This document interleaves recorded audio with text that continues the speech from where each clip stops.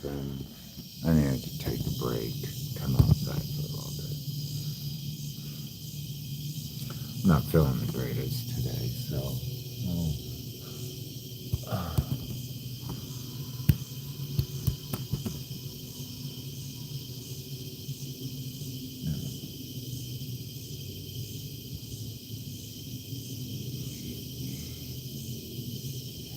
But that's alright. I guess, like, I don't know. I guess God has a reason for everything, right?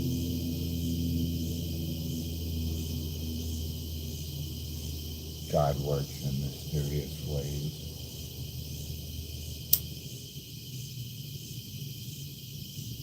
I believe that. God definitely works in mysterious ways.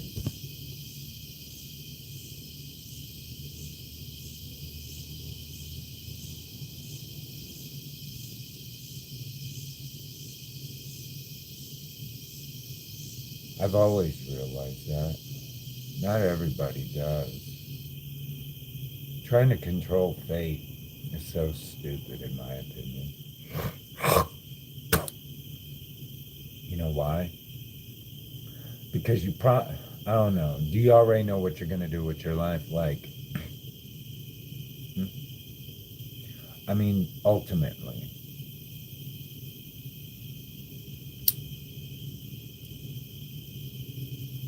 Where do you see yourself eventually?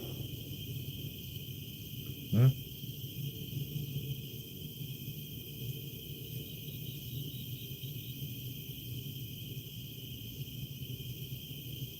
Did you ever see yourself there?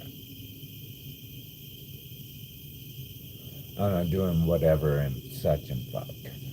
Like, since you were a kid, that was like, whatever, your top thing, right?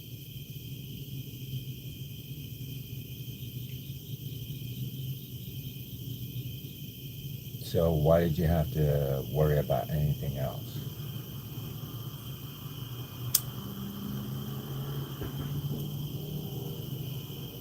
Huh? Why you didn't want it? You didn't think it was that great of an idea anymore?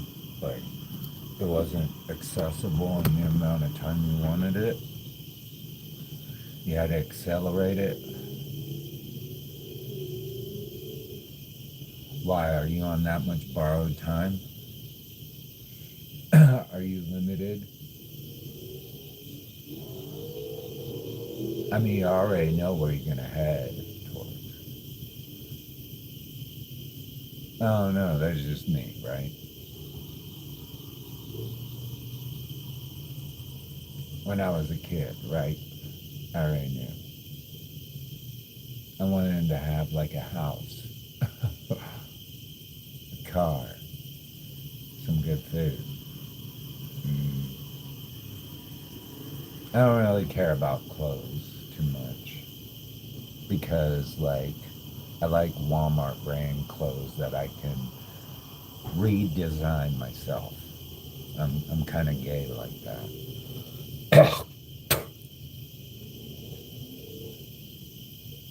I remember, like, when I was in high school at Salina South High School, I may not have had the best fashion, right? Because mommy and daddy didn't buy me like clothes like everybody else. But there's one thing I did understand was silhouette.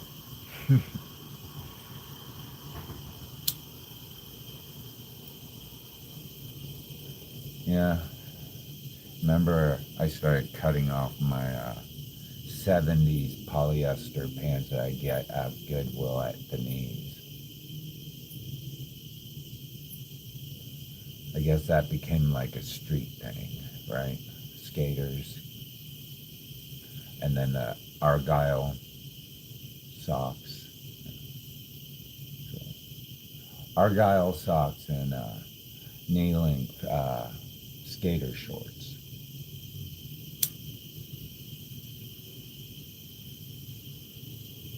Yeah.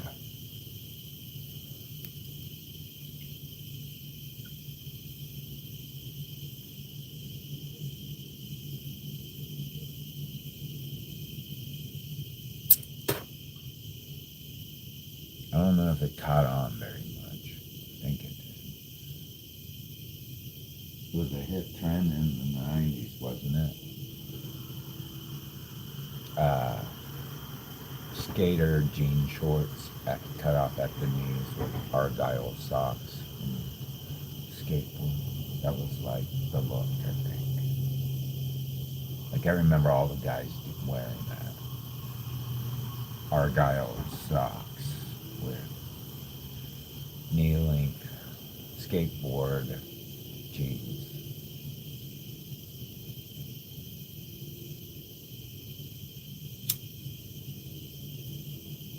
I got the Argyle part right, I think. I could find that at Goodwill and like plentiful, but skater jeans. Best I could do was bell bottoms from 7 cut off. They were just wide enough. So, yeah.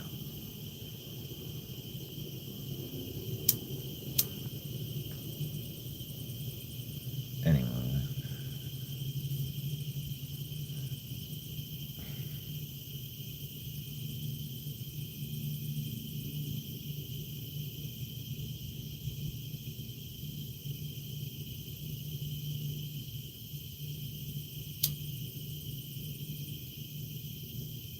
Tonight I took all of my expired food and cleaned it real good and just like poured it into a crock pot, like all these like expired vegetables. Hopefully I don't get botulism and die tonight. Fuck. Anyways, and maybe I made a curry, I don't know. We'll see.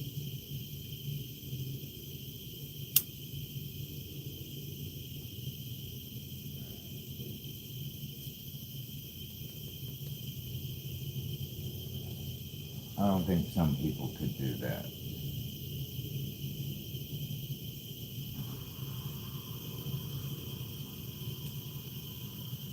Takes someone that's been through hell to be able to do that shit.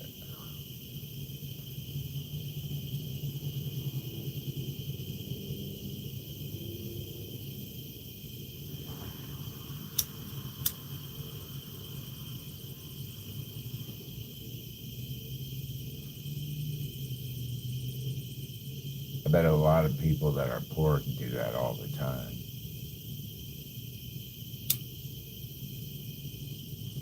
Especially in third world countries where they can make some like bomb ass food with just like going out into the jungles or wherever and just picking whatever. If you give them like an American chicken or something, or American pig or American like cow, they could probably do a really good job.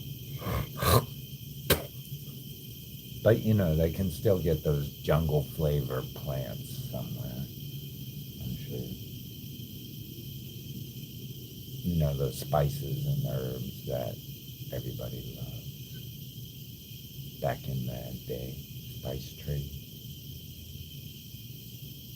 It became unpopular when all the poor people started liking that shit.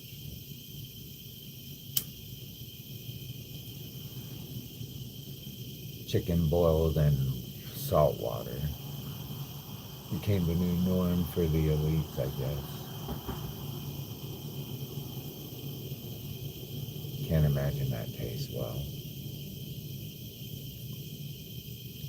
Who doesn't like copious amounts of garlic on, I don't know, pork, beef,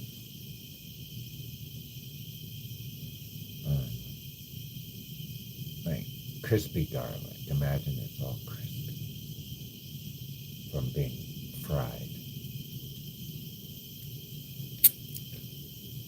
Yeah, it has a nice flavor pull on it.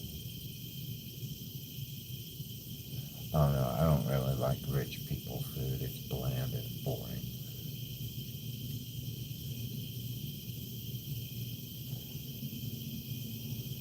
Sometimes you get some good ones, but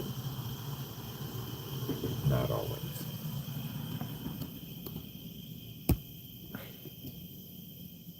Sometimes it just looks pretty as fuck.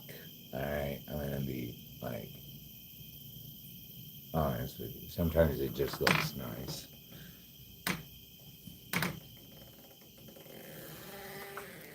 It's just meant to look like a statement piece, like you're sitting with a pretty little thing there. I don't think you're supposed to eat it, honestly, because it tastes like garbage, but it has no flavor. It tastes like, I don't know, water and maybe like a little bit of sugar. That's it. You know, it's just like, for real, where's the vanilla? Where's the caramel flavor? Where's the chocolate? You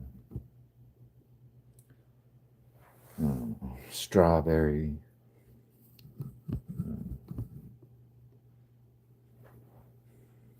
I don't know, I'm pretty basic like that.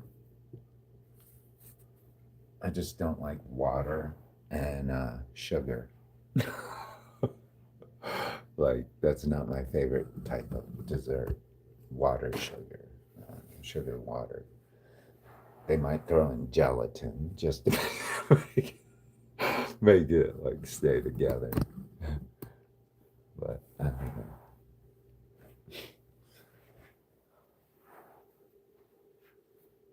But sometimes I eat some really, really good, yeah, really good rich people food. I don't know which ones you're supposed to eat or not. I just eat it. Like in Sylvia Plath's bell jar. I would catch myself doing this. Get Sylvia Plath's bell jar. I don't remember. She goes over to a rich lady's house, very wealthy, elite lady. And then they bring out a bowl full of water. And she drinks it, I think. I think she does. She doesn't know better. She's never been in, like, those upper echelons of life. So, yeah, they bring out a bowl of water for, or some kind of liquid, and she drinks it, and she's not supposed to.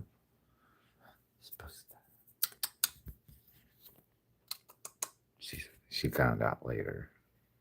I think it's in the book. We'll look at it. I think I gotta look. We'll just look at it real quick. Oh my goodness, nudity on accident. I got so much work to do today. Time is short, time is limited in life, so make the best of it. Make every moment count, I guess.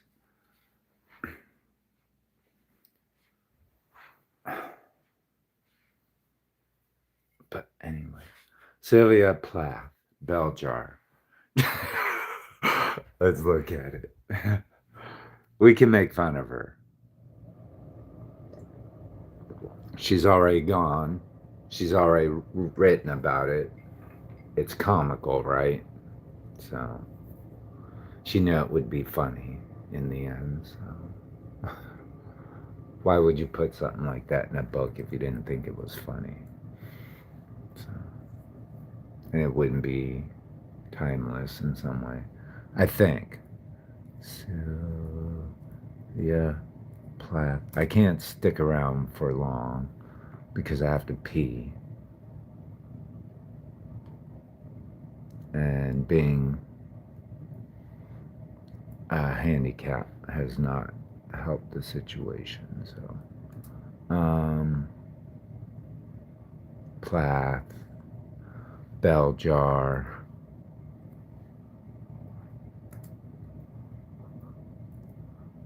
drink, water bowl.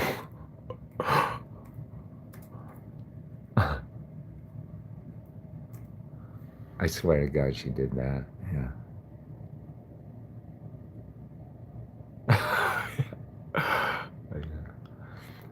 This would probably be something I'd accidentally do if I didn't know better, too. But thank God for Sylvia Plath and her intelligence.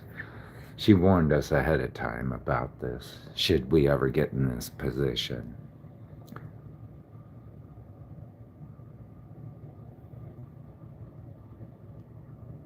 Oops. Oops. Sorry. I thought I heard something weird. Oh, fuck. Anyways, oh man.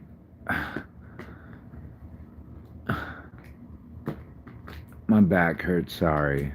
I'm trying my best to get everything adjusted.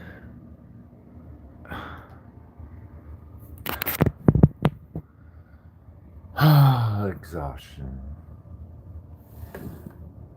It's a lot harder to crawl around on the ground than it is to walk. Did you know that? Anyways, I still gotta get cleaned up. It's just been one of those days. I don't know if I'm gonna get to anything else, but I'll try. It's just one of them days. Oh, jeez.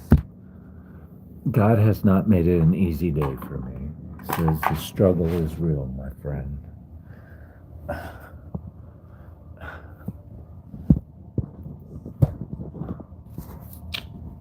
I'll figure it out here in a sec. Bye. Wait a second.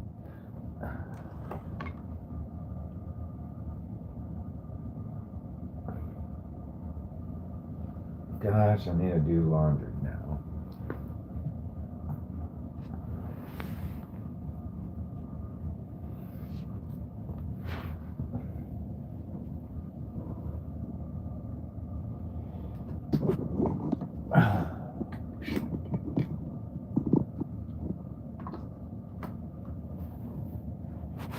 I don't know if that works. I hope it did. But anyways, I want to get to this real quick. Yeah. Shit. Oh, man. Talk about being... I just might as well have fucking cords sticking right out of me at this point. Just be like, beep, beep, beep, beep. I am technological. Just beep, beep. You know what I mean. Anyways, we'll do this. I need to drink some coffee, though. My butt hurts, so I can't do this long on the floor anymore.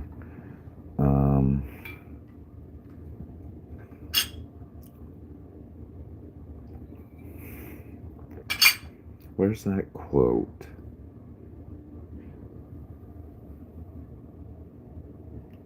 Yeah.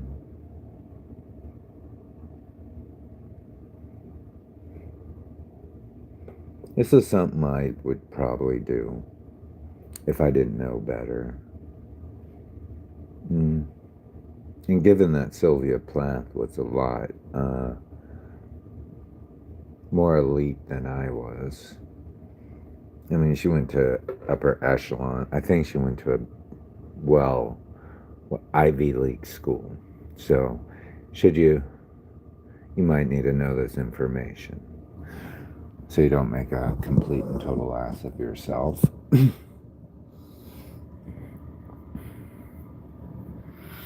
All right.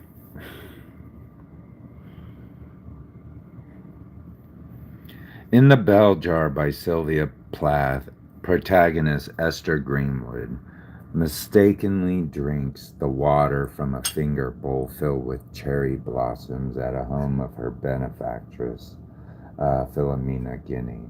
Thinking it was a clear beverage or soup, she only realized her social mistake much later. Anyways, you can read about it.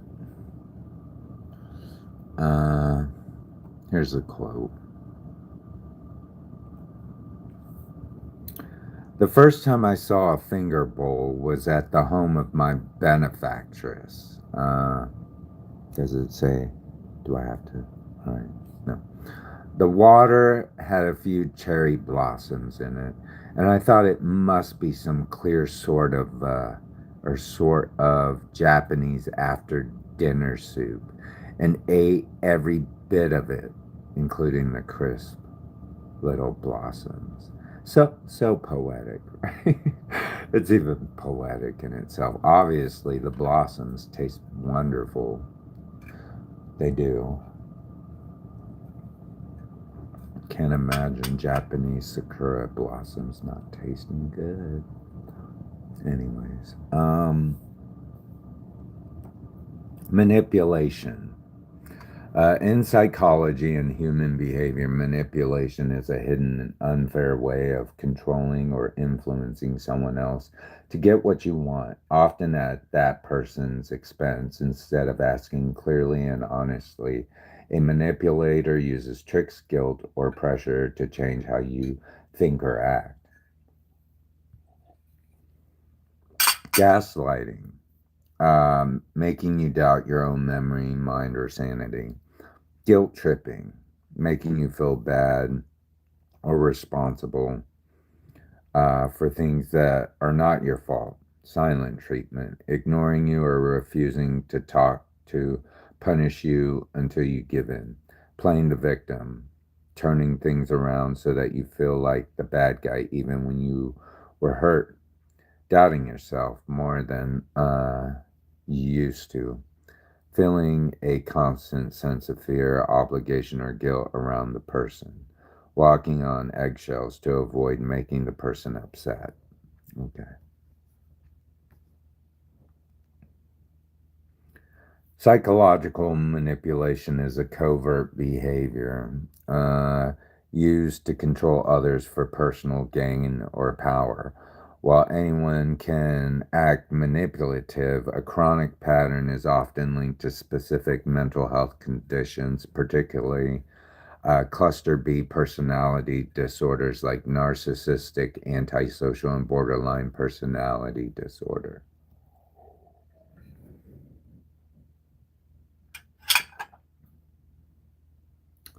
Okay.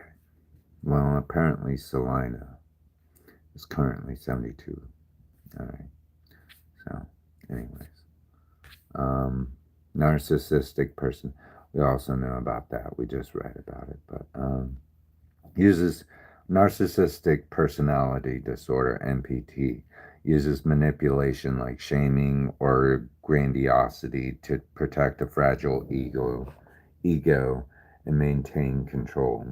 Antisocial personality disorder uses deceit and lack of empathy to uh, exploit others without remorse.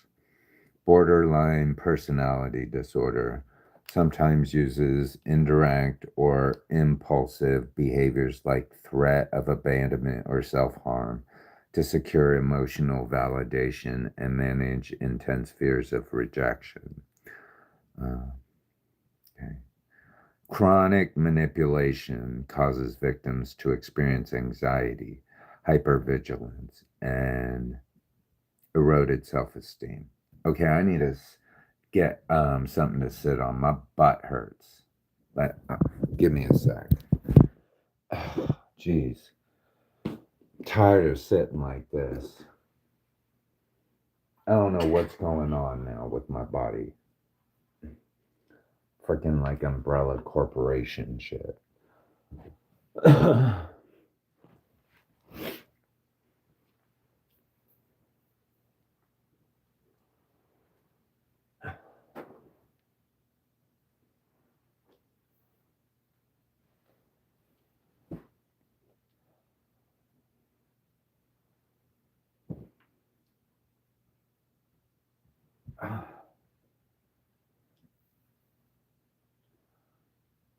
Don't worry, we should just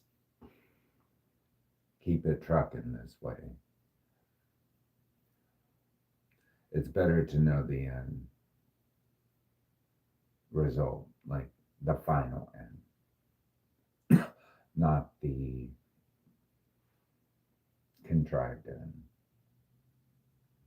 because that could be a lot worse, if you know what I mean. So, umbrella corporation, yeah. wait it out, wait out the storm. Don't get caught up in it. So, uh,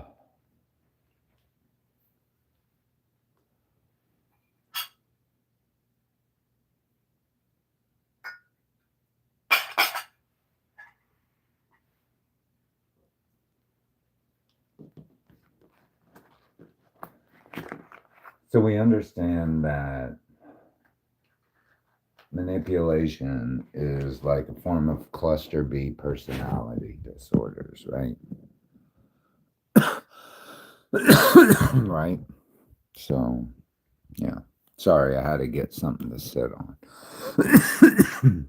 I'm bedridden now. So, it's considered cluster B personality disorder, like narcissistic, antisocial, and borderline personality disorder. The person isn't right mentally if they.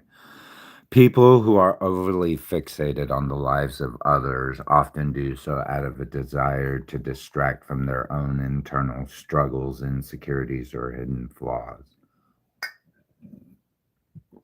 Coffee. All right. Anyways, um, while a casual curiosity is normal, extreme nosiness can stem from a psychological need to compare, judge, or find leverage to feel better about oneself. Why nosy people focus outward? Uh, Focusing on someone else's drama provides an easy escape from confronting personal pain or unresolved issues. Insecurity, tearing others down, or scrutinizing their mistakes temporarily boosts a fragile ego. Control, gathering details on people, creates a false sense of power or safety in relationships. Projection, some individuals project their own secret fears or guilt onto the actions of those around them. Common motivations behind secrecy and snooping. Shame, people hiding their own past mistakes often overcompensate by prying into others to deflect suspicion. Comparison, as note in general discussions on BBC Work Life, looking into the lives of others is often an unconscious way people try to process their own anxieties and make sense of the world. Carp Compartmentalization. Highly secretive individuals usually use external focus as a shield to keep their own boundaries heavily guarded. So, all right. So, yeah. People interested in the others in others' life and hiding dark things. So, all right. People who pry into the lives of others often do so to distract from their own flaws, hidden chaos, or dark secrets. Famous thinkers and writers note that an obsession with other people's business reflects an inner emptiness or a mass personal struggle. Anonymous quotes, many talk about others because they are lacking or hiding something in their own personal lives. Great minds discuss ideas, average minds discuss events, small minds discuss people. Man is not what he thinks he is what he hides. The world can forgive practically anything except people who mind their own business. Don't fear monsters. Fear the ones uh, who hide theirs behind kindness. So don't fear monsters. Fear the ones who hide theirs behind kindness. A Mending Wall. All right. This is by Robert Frost. Mending Wall is a poem, is a 1940 blank verse poem by Robert Frost. It describes two New England neighbors meeting each spring to walk the property line and repair the stone wall between their farms.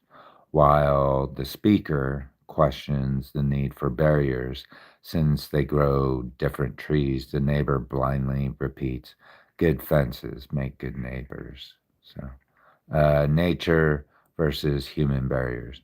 The poem opens with the famous line, something there is that doesn't love a wall," highlights how winter frost and natural swelling constantly breaks the stones down. The speaker views rebuilding the wall as an unnecessary outdoor game, while the neighbor clings strictly to the inherent wisdom of his father. Human connection, the physical task, brings the two men together, even as it keeps them separated, raising questions about emotional and social boundaries. Style and structure written in unrhythmic iambic pentameter that mimics natural, everyday speech, conversational tone, uses simple language and realistic dialogue between two landowners. Placed in rural New England countryside during spring thaw. So uh, let's let's look at it. All right, this is The Mending Wall, a poem by Robert Frost. Mending Wall by Robert Frost. Something there is that doesn't love a wall, that sends the frozen ground swells under it, and spills the upper boulders in the sun, and makes gaps even two can pass abreast. The work of hunters is another thing. I have come after them and made repair, where they have left not one stone on a stone, but they would have the rabbit out of hiding. To help or to please the yelping dogs, the gaps, I mean, no one has seen them made or heard them made. But at spring mending time, we find them there. I let my neighbor know beyond the hill. And on a day we meet to walk the line and set the wall between us once again. We keep the wall between us as we go to each the boulders that have fallen to each.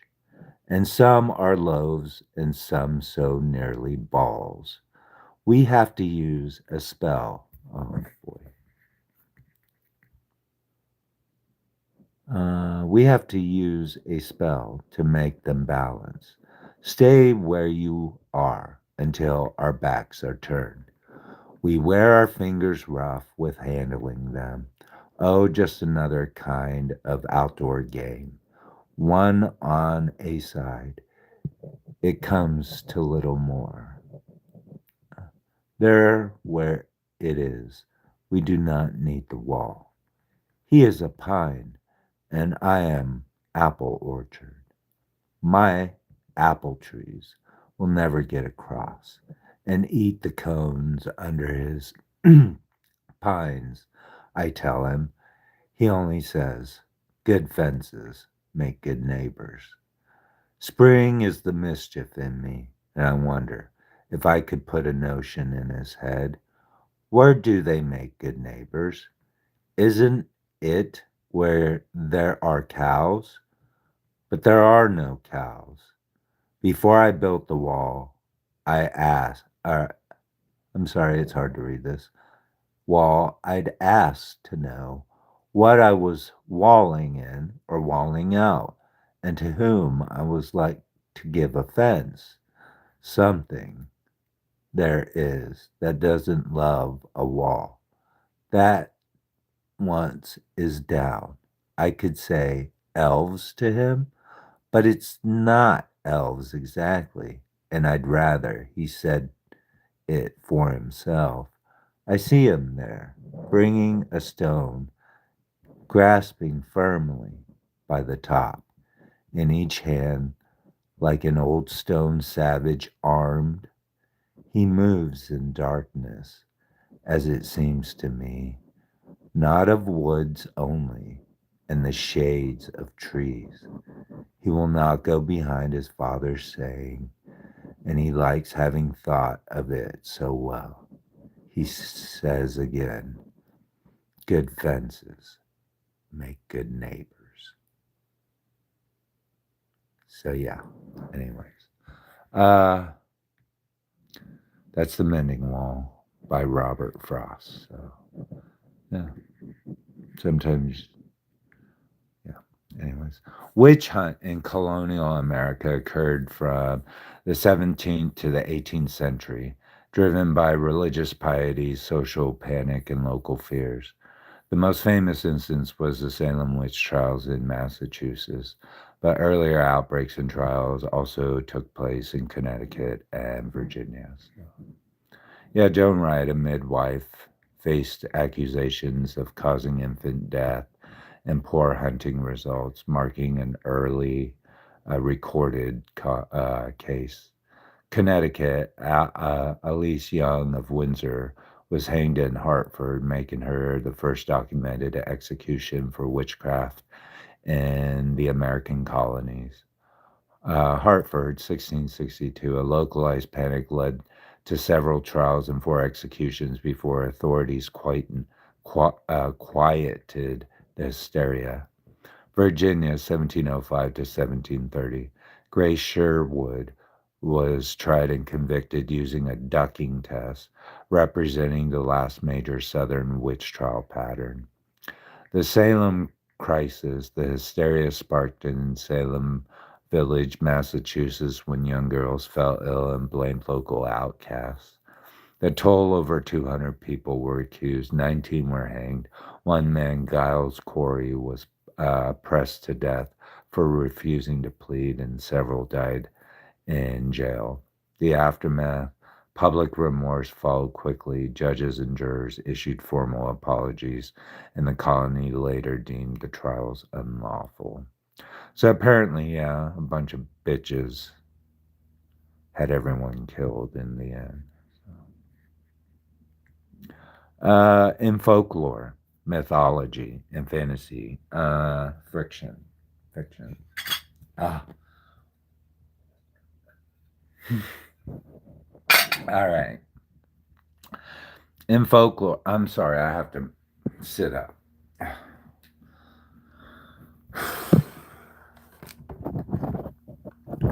Being bedridden sucks, so I'm gonna try my best.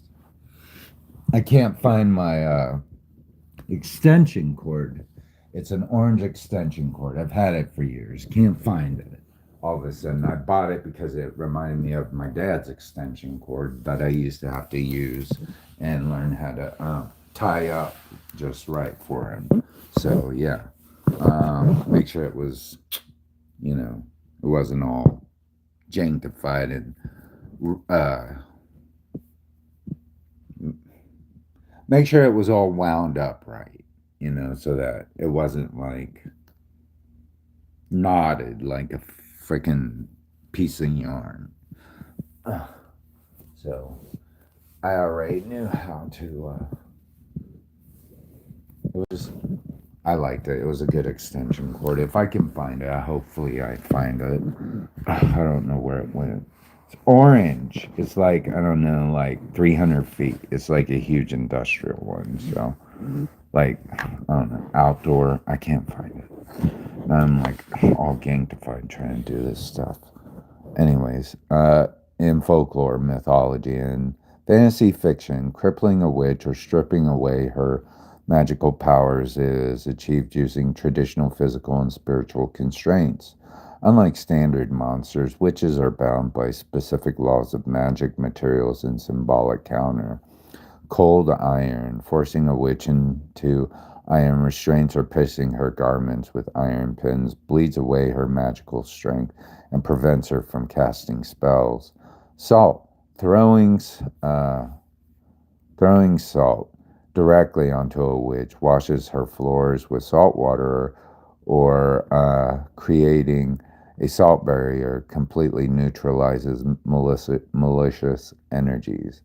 Silver, striking a witch with a silver blade or ammunition physically disrupts her regeneration.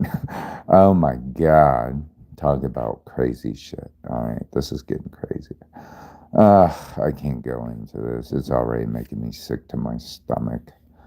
Uh, let's go on to the next thing. People and their craziness. Witchcraft in America. Okay. The views of witchcraft in America have evolved through interlinked history of cultural beliefs and interactions. These forces contribute to complex and evolving views of witchcraft. Today, North America hosts a diverse array of beliefs in witchcraft. Indigenous communities, so yeah. Anyhow, we can go on forever. Forever. Anyways, so. The phrase, don't laugh at your neighbor's misfortune, it may come to you, is actually a famous Turkish proverb. Gulame consumna, gilar basina. Though it mirrors the core sentiment of the Chinese idiom, Xing Jai Li Hao, which means to gloat or take pleasure in someone else's misfortune. Core meaning, empathy over mockery, warns against mockery, mocking others when they fail or suffer. Shared vulnerability reminds us that no one is immune to life's sudden hardships. The turning wheel implies that fate changes quickly and you might face the same trouble tomorrow. Xing Zai Le Hao literally means taking joy in calamity and delight in disaster. Sai Wing Shi Ma. The story of the old man and his lost horse teaches us that what looks like a bad break today may turn into a blessing tomorrow. So, all right. So now we know Chinese idiom for to gloat or pleasure in others' misfortune. So, or using the loan word Schadenfreude. What is Schadenfreude? Okay. Oh my God, we're going to Europe now. Okay. Take pleasure in someone else's misfortune is known as Schadenfreude. Freud or Freud. Schadenfreude. Okay. While psychologists note it is a common human reaction, ethical and moral teachings universally advise against it, promoting empathy and compassion instead. Okay, what is Schadenfreude? Freud, is that how you say it? Schadenfreude? Let's see. Schadenfreude. I was totally off. Okay, harm joy is the experience of pleasure, joy, or self-satisfaction that comes from learning of the troubles, failures, pain, suffering, or humiliation of another, whatever that word is. I don't want to butcher it anymore, is a loan word from German. The closest word in English would be gloat. That word in German has been detected in children as young as 2 years old and may be important social emotional establishing inequality aversion. Okay, that's what it is. All right, no fear. All right, totally no fear. You remember that back in the 80s? No Fear is an American lifestyle clothing brand that was created in 1989 by Mark Simo and Brian Simo and Marty Mose. No Fear Inc. Products are sold at various retail stores and company-owned stores. They also have same brand joint. So, okay, currently employees 400. All right, so Chapter 11 bankruptcy of UK. All right. Anyways, yeah. When I was a kid, this was a real popular back in 1989 brand. And I remember this shirt, and it said, "Absolutely, positively, most definitely, without a doubt, no fear, not even a little bit." Wow. All right. In psychology, projection is an unconscious defense mechanism where a person attributes their own unacceptable thoughts, feelings, or motives onto someone else instead of facing painful inner emotions like anger, guilt, or insecurities. The mind shifts the blame outward to protect self-esteem, accusing others of lying. A person who secretly struggles with honesty frequently claims that friends or coworkers cannot be trusted. Jealousy in relationships, an individual who feels tempted to flirt might instead accuse their loyal partner of looking at other people. Displaced hostility, someone who feels angry and bitter may insist that everyone around them is hostile and out to get them. Ego protection. It shields the conscious mind from anxiety caused by inner conflict. Avoidance. It allows a person to criticize a flaw in another human being rather than admit it exists in themselves. Unconscious habit. The brain does this automatically without malicious intent as a way to cope with distress. Signs you or someone else might be projecting. Extreme reactions, getting overwhelmed, upset over minor flaws in other people that match your own secret habits. Repeated accusations, constantly blaming others for the exact same issue without clean proof. Shutting down, sudden defensiveness, shutting down or turning hostile when a harmless observation touches on a sore internal subject. So, cause and effect. Cause and effect is a relationship between two things, where the cause is the reason why something happens and the effect is the result or what happens next. The cause always happens first. A karmic witch is a magical practitioner based in, okay, I didn't even know this existed. Universal cause and effect, the principles of karma, rather than, focusing, I guess, if you want to call it that. How about a karmic monk? A karmic monk contemplates a guide, I guess, a karmic tabletop role-playing character arc. I don't know. Maybe. I don't know how that works. How about this one? Let go and let God is not an exact quote found in the Bible. However, the spiritual ideas of giving up control, stopping anxious worry, and trusting in God's power matches several key scriptures. Cast all your anxiety on him because he cares for you. 1 Peter 5:7. Psalms 46:10. Be still and know that I am God. Proverbs 3:5-6. Trust in the Lord with all your heart and lean not on your own understanding. Psalms 37:5. Commit everything you do to the Lord and trust him and he will help you. Isaiah 26:3. You will keep in a perfect place those whose minds are stayed on you because they trust in you. So I like that one. You will keep in perfect peace those whose minds are stayed on you because they trust in you. That's sweet. Let's see. Oberus. Oberus is the ancient symbol that shows a snake or a dragon eating its own tail. The word comes from the Greek words meaning tail and eating. It stands for eternity, infinity, and endless loop of life and death and rebirth. So you can read more on that. Oberus, ancient symbol depicting a snake. You know, it could mean so many things. Karma, I guess. Gnosticism uses Oberus too. I don't know. Could mean several things, right? Even down to analogies to the Thai yin and yang symbol. So, anyways, could be like karma, I guess. Endless loop of cause and effect, where every action feeds.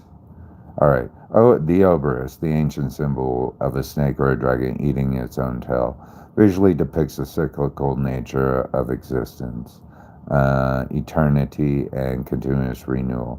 When linked to karma, it mirrors the endless loop of cause and effect, where every action feeds back into a cycle of rebirth and consequences. All right. The phrase is, this phrase is is a famous quote from the Bible found in Genesis 50:20. Joseph said, "It is his brothers who sold him into slavery." It means that while people may try to harm you, God can use those bad events to bring about a good result. All right. The phrase means that divine protection often works. Let's see. What you don't know, God protects you from. The phrase means that divine protection often works behind the scenes, shielding people from unseen dangers, hidden traps, and closed doors they know nothing about. It reflects a belief that God guards human lives far beyond conscious awareness. So anyways, I gotta go check on my food real quick. Come with me. Out of the depths of pure garbage that I have, like, I don't know. Like, I have nothing right now, really, to eat. Like, absolutely nothing.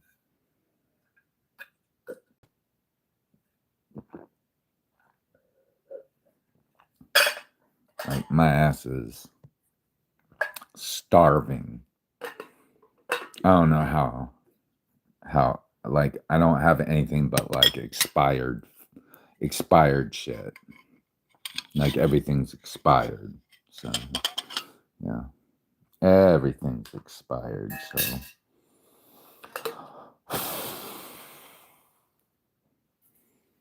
Botulism. Let's hope I survive. But, anyways, come with me real quick. Oh, feet hurt like hell, but I have to do this so shit don't get fucked up. So, smelling quite good in the neighborhood. I'm sure everyone probably thinks I'm being, I don't know, a wannabe. But yeah.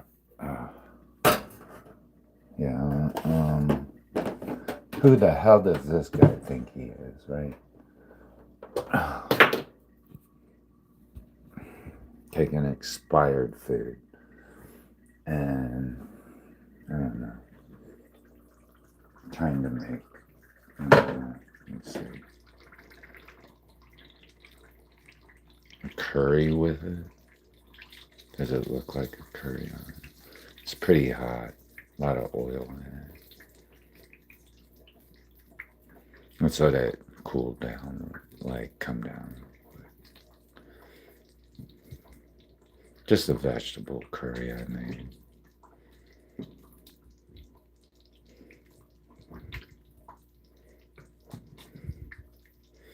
Kind of oily though, but you know, I need the oily.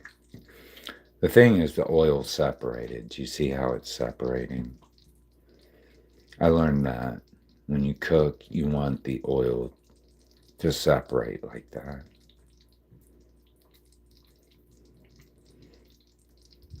I don't think it's burnt though. Doesn't look burnt. But yeah, once it's separated, it's done.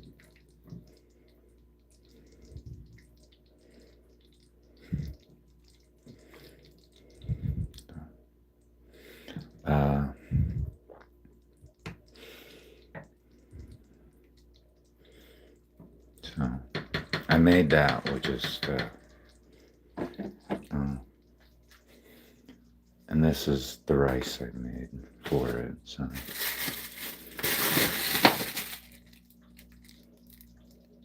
yeah.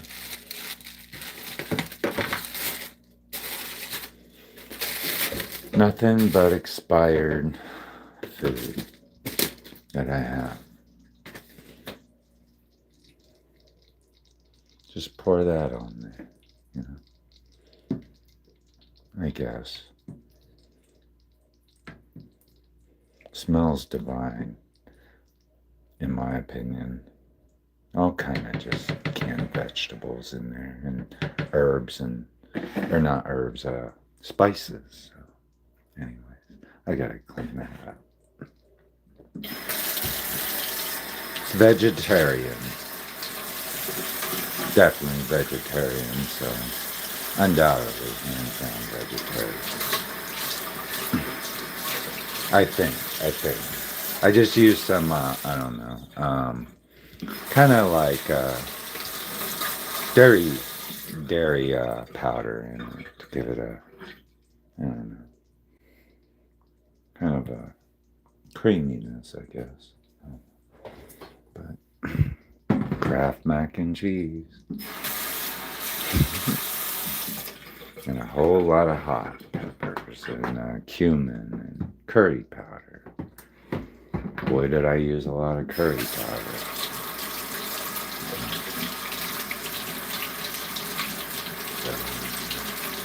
The whole place smells like curry.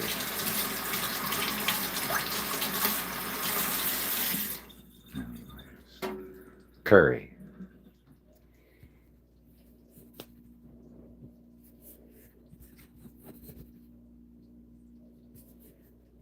Yeah, why the fuck not, right? Anyways, I gotta get shit done. I'll talk to you guys later. Bye.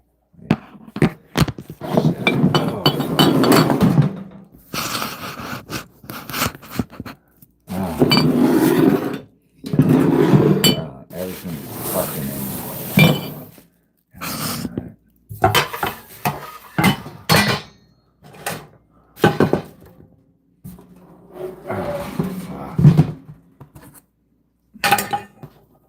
Alright, everything's in. I'm sorry. I gotta clean up real quick.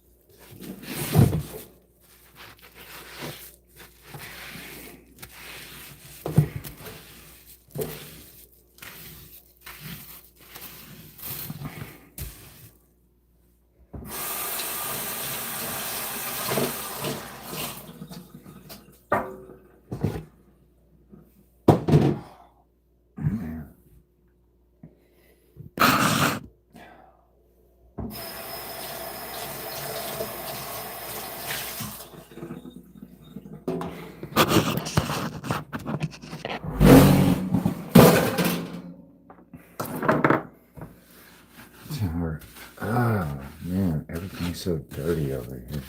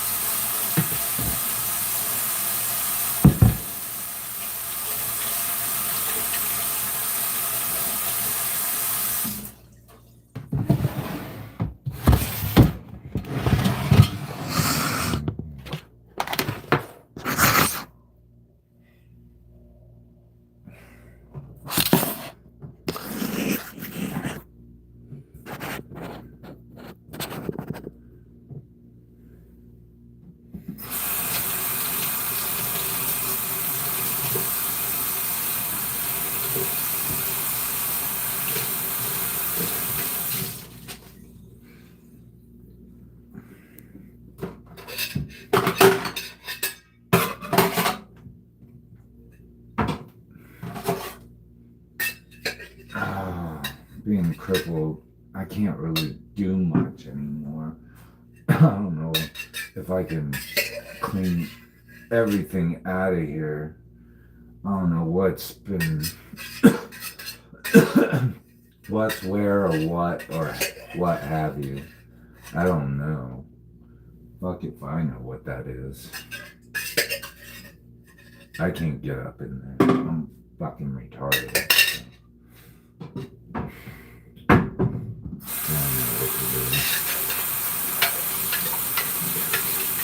Oh, shit.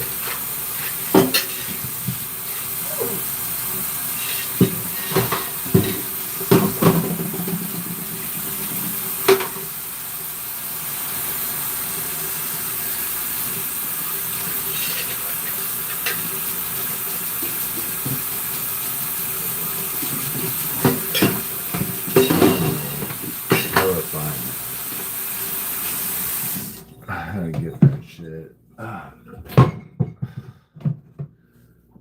Trying to.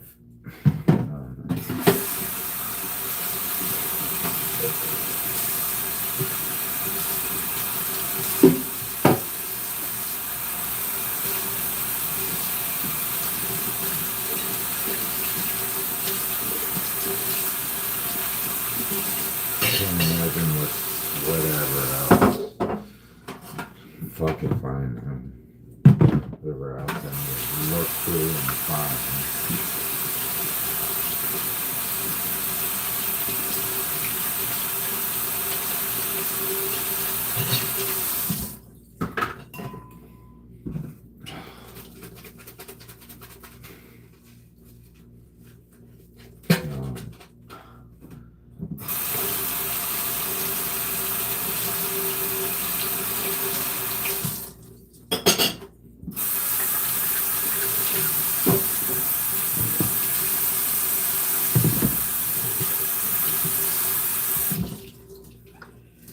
All we can do is just make sure everything's clean and tidy.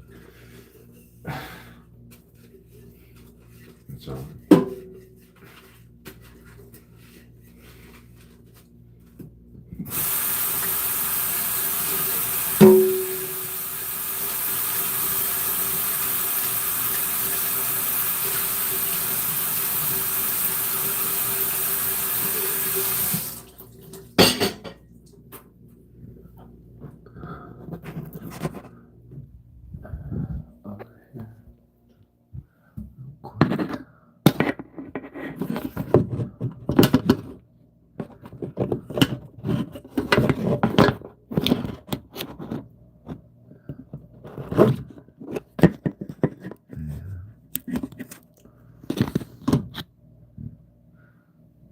move shit around.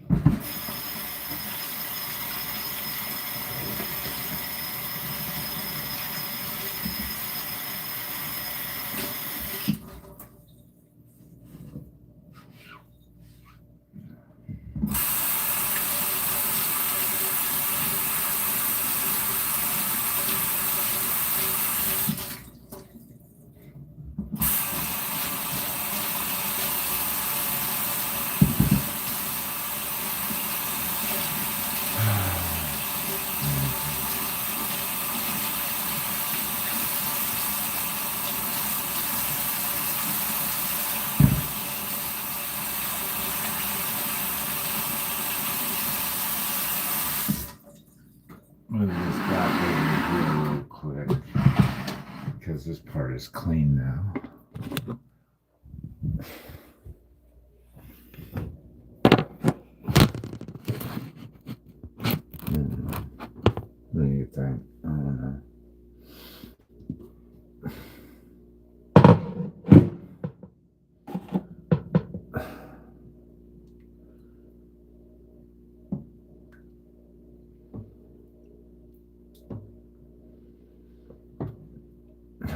God forbid I die of botulism tonight.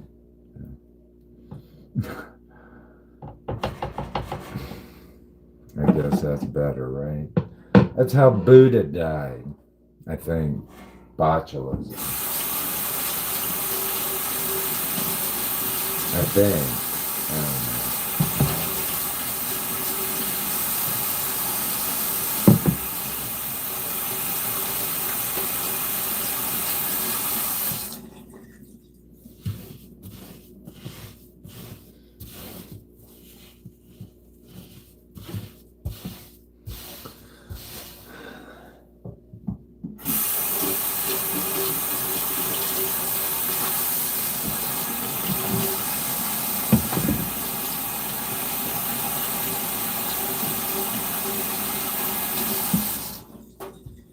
Oh, can't walk anymore.